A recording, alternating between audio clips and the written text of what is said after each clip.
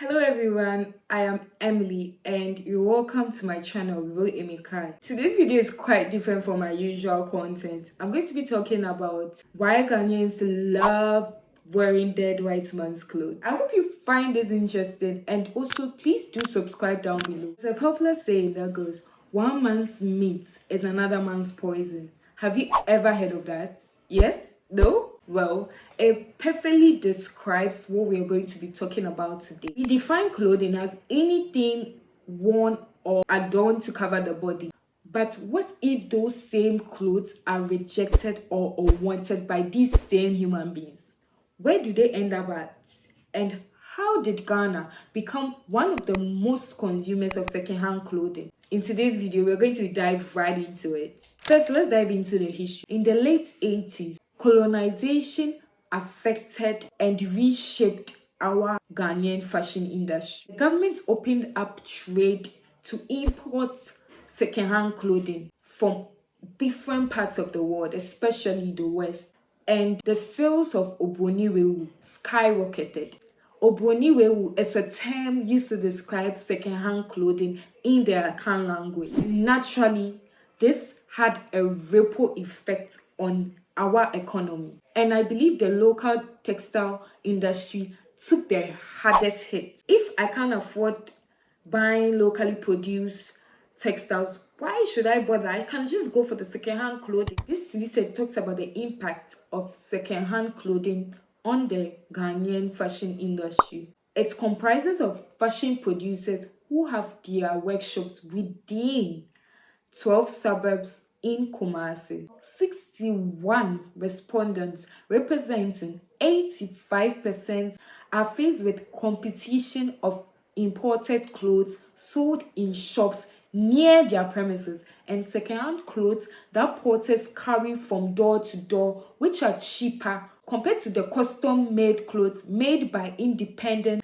fashion designers. Our population now in Ghana is more than what it was 10 years ago, 5 years ago. More people demanding for an affordable and more accessible clothes to buy. The more people will gravitate towards buying secondhand clothing.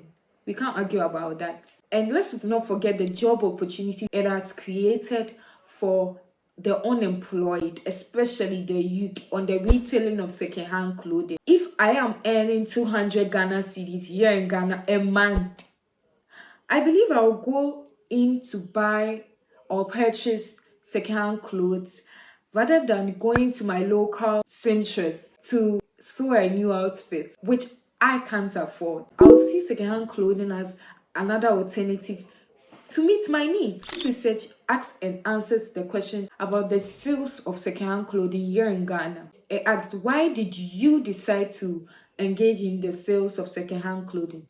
The results obtained were interesting. Most of the respondents, 20, representing 40% of the wholesalers, said they engage in the sales of secondhand clothing because they want to earn a living, while 18 respondents, representing 36% of the wholesalers, gave the answer that secondhand clothing are less expensive. 6 respondents, representing 12% of the wholesalers, said it is because secondhand clothing are readily available. Another 6 respondents, representing 12% of wholesalers, responded that they engage in the sales of secondhand clothing because most of them are durable and of good quality. So you see from this research, there's so many diverse layers to this topic of why Ghanaians love wearing dead white man's clothes. And the sales of these secondhand clothing has affected our lifestyle so much so that a few months to the end of the new year, you will see Ghanaians tripling to the local market to get a new outfit. The contribution of second clothing has created this lifestyle. But there's a catch. What is the price we Ghanaians face now? And how has it affected, or how is it going to affect our future generation? The overconsumption of clothes shipped from the West, either being it discarded, donated, or in some case dumped, arrive at Ghanaian ports. And we in Ghana, we are the ones facing the consequences.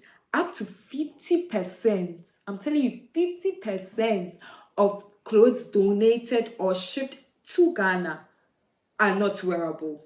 And where do they end up at? Ends up in our landfills, in the ocean, on the streets. The other layer of this discussion is that young designers are thrift flipping secondhand clothes and making a Ghanaian style and upcycling them, making it readily available on our runway. This article talks about it. The clothing industry in Ghana has seen a shift from the traditional demand in a custom-made apparels to westernized mass-produced clothing. Assessing fashion in the larger Ghanaian society, people consume palettes of clothing of different types and styles, which in a variety of combinations are facilitated by a thriving second-hand industry. Nonetheless, Ghana has a rich history of traditional clothing, which has been in the process of evolution with westernized ideas. But it comes at a cost. For every cool thrifted piece you buy, there's a pile of waste no one wants. Ghanaians can rethink our over-reliance on the import of second-hand clothing and rather put that much effort into investing in our local industry by manufacturing and producing our own textiles. We can then market and sell to other African countries, and this will bring revenue to Ghana. It would use our reliance on the importation of second-hand clothing, and there will be increase in demand and in turn create a more vibrant Ghanaian fashion industry. I hope you found this video educative. Leave your comments down below and let's talk, let's discuss, let's open up the discussion on why Ghanaians love wearing dead white man's clothes. God loves you. God bless you. Bye.